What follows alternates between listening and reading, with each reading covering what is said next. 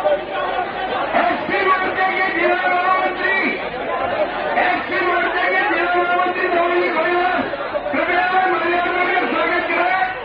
कांतिलाल जी मेरा, कांतिलाल जी मेरा, वाणीलाल जी लगाया, ईश्वर जी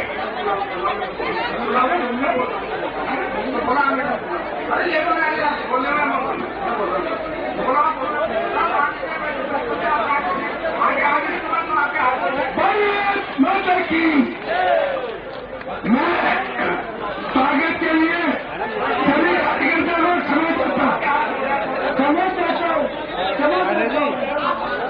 मैं वसुंधरा जी को आमंत्रित करता हूँ, कृपया आए और इस सभा को संबोधित करें।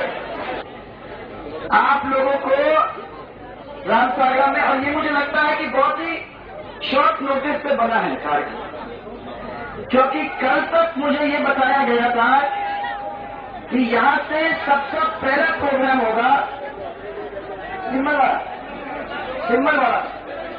तो सुबह मेरे को, रात को मेरे को बताया कि रामसागरा के अंदर होगा, क्योंकि बिचीवाड़ा के लोग आपसे नहीं मिल पा रहे, आप नहीं मिल पा रहे हो। और यहाँ जो मेरे को दिखने को है सब रामसागरा के आसपास के लोग तो है ही हैं, परंतु बहुत सारे लोग बिचीवाड़ा से आए हुए हैं। इतने शॉर्ट नोटिस में आप लोग चल के आए।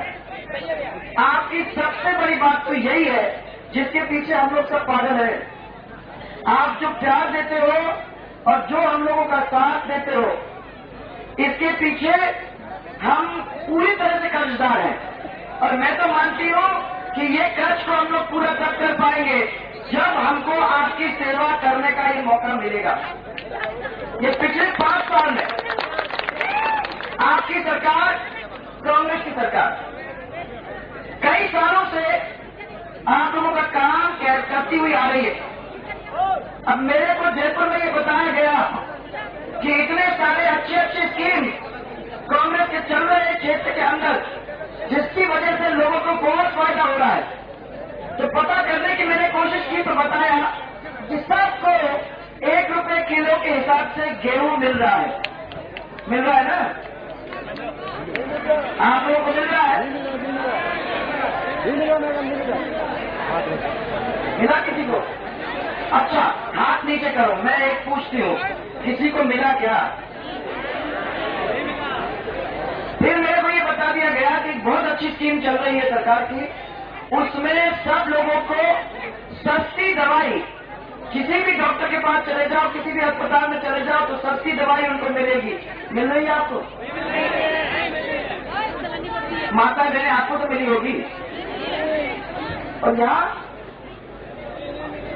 अरे कल, क्योंकि आपकी ये स्कीम इतनी अच्छी चली, बताते हैं ऊपर, कि हमको ये बताया गया और हमने अखबार में पढ़ा, इससे बड़े बड़े विज्ञापन में लिखा हुआ कि 2 दिन पहले से आप लोगों को मुफ्त जांच हुआ। कोई मुफ्त जांच नहीं हुआ? अरे एक गुजरे तो हुआ होगा, कहीं तो हुआ होगा, कोई नहीं।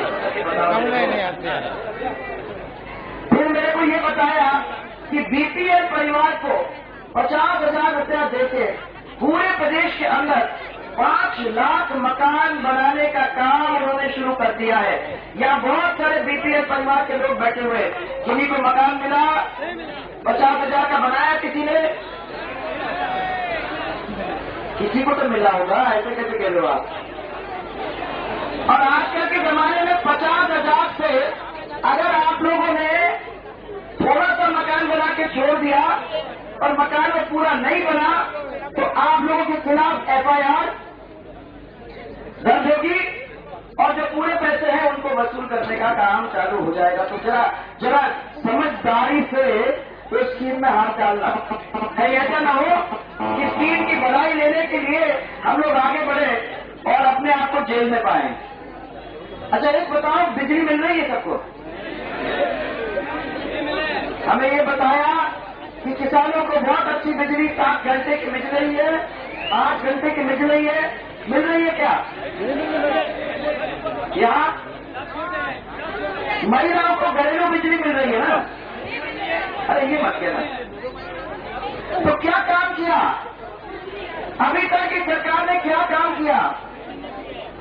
मैं इस सड़क से आ रही हूं, क्या है ये डूंगरपुर मेवाड़ा सड़क। इस डूंगरपुर मेवाड़ा सड़क के ऊपर मुझे बताया गया कि 4 महीने पहले 1 करोड़ रुपए की घोषणा हो चुकी थी और काम चालू होना था। मुझे तो कहीं दिखा नहीं, हो सकता है कि कहीं आगे चालू हो गया होगा। हुआ क्या चालू? कभी नहीं हुआ। अब अगर अब तक नहीं चालू हुआ है तो मैं तो समझती हूँ कि आगे भी चालू नहीं होगा, क्योंकि कुछ ही दिनों के अंदर तो आचार संहिता चुनाव की लग जाएगी, उसके बाद तो कोई काम होने वाला नहीं है। तो 6 महीने अपन ऐसे ही बैठने वाले हैं। मैं अपनी तरफ से ये कहना चाहती हूँ कि अच्छे अच्छे काम जो अपने हुए इस क्षेत्र के अंदर, मेवाड़ा गांव में सेकेंडरी और सीनियर सेकेंडरी स्कूल हुए थे अपने टाइम में हुआ। गलंदर का सेकेंडरी स्कूल, गामड़ीहारा में पेयजल योजना, गामड़ीहारा में हायर सेकेंडरी स्कूल हुए, सब हो रहे थे। 22 गांव के इस क्षेत्र से जुड़ाव करवाया, 22 गांव जुड़े और 40 आंगनबाड़ी नए खुले, उनके भवन बने।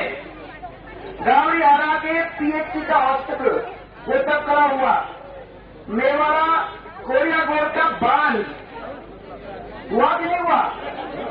पुराने शासन में 132 केवी जीएसएस मारा गांव, 22 गांव का विद्युतीकरण और काश्तकारों को टेम्पररी कृषि कनेक्शन उस समय जब उनको जरूरत पड़ती थी मिला कि नहीं मिला? अपने शासन में, अपने शासन में मिला ना। अब टेम्पररी कनेक्शन किसी को मिलता है? अब मैं ये पूछना चाहती हूँ कि इतने सारे काम अगर 5 साल के अंदर हो जाते थे माताएं बहने, क्या ये 4-4.5 साल में कोई काम नहीं हुआ? ऐसी सरकार को अपने को कुर्सी पे बिठाना है क्या?